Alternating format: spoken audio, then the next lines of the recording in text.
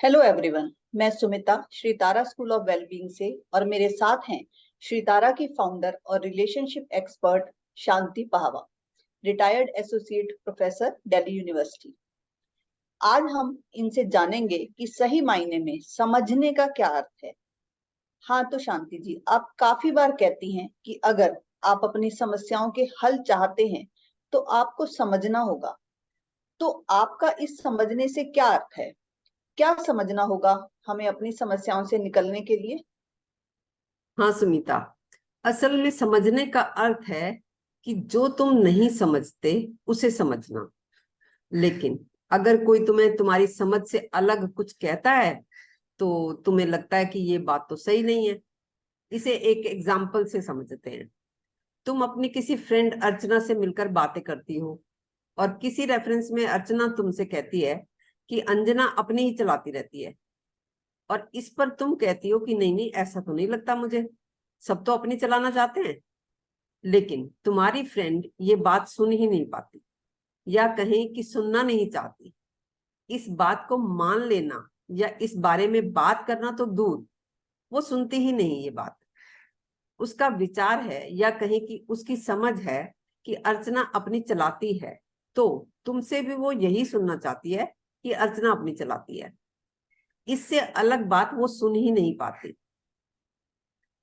और मैं ये इसलिए जानती हूँ क्योंकि मैंने भी 50 साल तक की उम्र का जीवन सिर्फ ऐसे ही जिया है कि जो भी मेरी समझ से अलग मुझे कुछ कहता था तो मेरा शटर डाउन हो जाता था। मेरी समझ से अलग बात मुझे बुरी लगती थी और मैं मन ही मन उससे नाराज हो जाती थी, क्योंकि अपने से प्रतिकूल विचारों को सुनने से चोट लगती है। लेकिन अब मैं जानती हूँ कि फायदा सिर्फ इसी में है कि हम वो समझें जो हम नहीं जानते, नहीं समझते। और हम अगर ये जान लें कि सामने वाला मेरे खिलाफ नहीं है, बस वो मुझसे अलग है, तो मजे की बात यह है कि हमारा मन सब सुनने को तैयार हो जाता है। और फिर ये मन वो भी आराम से सुन पाता है जो हमारी समझ के दायरे से बाहर की बात है। और तब चमत्कार ये होता है कि चोट लगना बंद हो जाता है। तब हम दूसरों की हर बात सुन लेते हैं और अपनी हर बात कह पाते हैं। हाँ, मैं इस बात से रिलेट कर सकती हूँ, क्योंकि मेरा भी अनुभव रहा है कि समझने से पहले जब दूसरे मेरी बात नहीं सुनते थे तो मुझे बहुत तकलीफ होती थी। और फिर मन तकलीफ का उपाय चाहता था, और उपाय के नाम पर मन होता था सत्संग, ध्यान, अध्यात्म, प्रार्थना, सोशलाइजिंग, समाज सेवा। हाँ बिल्कुल। पर ये ध्यान, प्रार्थना, सोशलाइजिंग, समाज सेवा वगैरह सब सुनने से ही तो जुड़ा है। तुम प्रार्थना करोगे तो इसका मतलब क्या है? यही ना कि तुम बोल रहे हो और कोई सुन रहा है। पत्नी ने या पति ने नहीं सुनी तो तुम सोचते हो परमात्मा सुनेगा। और फिर परमात्मा के बारे में भी तुमसे जिसने कहा, क्या तुमने उसकी बात को ठीक से सुना?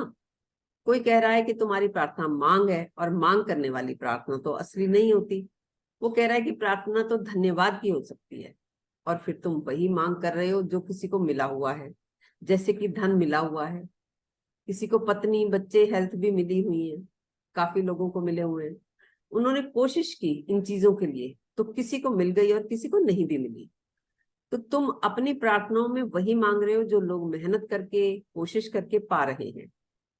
एक कुमार प्रार्थना कर रहा है कि बारिश ना हो ताकि मेरे घड़े पक जाएं, और दूसरी तरफ किसान प्रार्थना कर रहा है कि बारिश हो जाए ताकि फसल अच्छी हो। अब किसकी सुनी जाएगी और किसकी नहीं सुनी जाएगी? लेकिन बचपन से हम यही तो सुनते आए हैं कि परमात्मा हमारी हर मांग पूरी करता है। तो जब कोई कमी दिखती है, कमी का भाव जब जब मन को ओवर पावर करता है, तो अनायास ही तो मन में उस चीज की मांग के लिए प्रार्थना उठ जाती है। इसमें क्या कुछ गलत है क्या? देखो सुमिता, सुन तो तुमने ये भी रखा होता है कि परमात्मा जाननहार है, वो सब जानता है। मांगने से पहले वो तुम्हारी मांगे पूरी करता है। इसलिए असली प्रार्थना तो वो है जिसमें तुम शुक्राना करते हो, यानी तुम परमात्मा का धन्यवाद करते हो कि हे प्रभु, तुमने जो दिया बहुत दिया। वास्तविकता ये है कि तुम दोनों ही बातों को सुनते हो, दोनों ही बातें तुम्हें जचती भी हैं। और तुम कभी कुछ कर लेते हो और कभी कुछ, यानी तुम मांगना भी जारी रखते हो और कभी कभी याद आ जाता है तो धन्यवाद भी कर ही लेते हो। तुम धन्यवाद के ज्ञान को जीने की अंदर से कोशिश करते हो, चाहे मन में धन्यवाद आ भी ना रहा हो, पर मन को धन्यवाद का ज्ञान दे दिया गया। आपका मतलब है कि मन ने धन्यवाद का ज्ञान सुन तो लिया, लेकिन मन को कम्युनिकेट नहीं हुआ। अगर कम्युनिकेट हो ही जाता तो बात खत्म हो जाती, फिर भीतर एक ही चीज बचती, केवल धन्यवाद। लेकिन ऐसा होता नहीं। कमी का भाव मन को ओवरपावर करता ही रहता है, और इस भाव से घबराकर धन्यवाद के भाव को जबरदस्ती लाने की हम कोशिश करते हैं, और मन क्या है, पेंडुलम बनकर रह जाता है। हाँ, क्योंकि ये बात शब्दों की नहीं है, बात है भाव कम्युनिकेट होने की। जैसे अगर तुम अपनी बेटी को कहो कि टेंशन मत किया करो, इन छोटी छोटी बातों की परवाह ही मत किया करो, अगर ये बात कम्युनिकेट हो जाती तो वो टेंशन ना लेती, परवाह ना करती। लेकिन तुम देख ही नहीं रहे कि तुम हजारों बार कह चुके हो और वो सुन नहीं रही है, वो वैसे ही टेंशन ले रही है, परेशान हो रही है। तो वो जो तुम्हारे कहने का ढंग है, यूं ही कि तुम कहे जा रहे हो बिना ये देखे कि जो भी तुम कह रहे हो वो पॉसिबल है भी कि नहीं, प्रैक्टिकल है भी कि नहीं, तुम खुद भी उस बात को जी पा रहे हो या नहीं। वैसे ही तुम किसी भी बाबा से या किसी भी स्पीकर से ज्ञान लेते हो, तुम ये देखते ही नहीं हो कि वो खुद भी उस ज्ञान को जो दे रहा है तो वो जी भी पा रहा है कि नहीं। तुम सिर्फ उसके कपड़े, रंग रूप, भीड़ को देखकर प्रभावित हो जाते हो और फिर सोच लेते हो कि हाँ, ये तो जी ही रहा होगा। बच्चा भी कभी कभी गिल्ट में आता है कि मैं जी नहीं पा रहा हूँ जो मुझे बताया जा रहा है, लेकिन धीरे धीरे वो समझने भी लगता है कि ये माँ बाप खुद तो वो कर नहीं पा रहे जो मेरे को कहते रहते हैं। तो कहना वो भी सीख जाता है और कहने लगता है कि आप क्यों टेंशन ले रहे हो, आप कूल रहा करो। लेकिन उसे ये भी दिख जाता है कि इन बातों को माँ बाप भी जी नहीं पा रहे हैं, बस कहे जा रहे हैं। फिर उसका भरोसा किसी और के बाप पर टिक जाता है कि ये कर पा रहा होगा, जैसे तुम्हारा भरोसा किसी गुरु गुरु पर टिक जाता है। तो तुम्हारा जो सुनने का ढंग है उसमें तुम्हें कोई डिफेक्ट नहीं दिखता। तुम सोचते हो कि बात तो बड़ी सही है, प्रार्थना तो धन्यवाद की हो सकती है। अब अंदर से धन्यवाद उठ नहीं रहा, पर बात को थ्योरेटिकली समझ लिया गया। फिर तुम कहते हो कि मैं बहुत सोचता हूँ कि ये तो सब फजूल है। वो तुम्हारा मन नहीं सोचता, वो तुम्हें किसी ने बताया पर तुम्हें वो लगा नहीं फजूल। तुम्हारा मन तो कमी पर ही फोकस होता है, पर कहता यह है कि धन्यवाद दो। तुम्हें लगता है बात तो सही है, बात बड़ी अच्छी है। तुम अपने बच्चों को या आसपास वालों को, जहां भी ऐसी बातें चल रही होती हैं, अपनी ये धन्यवाद वाली सुनी सुनाई बात भी पेल ही देते हो।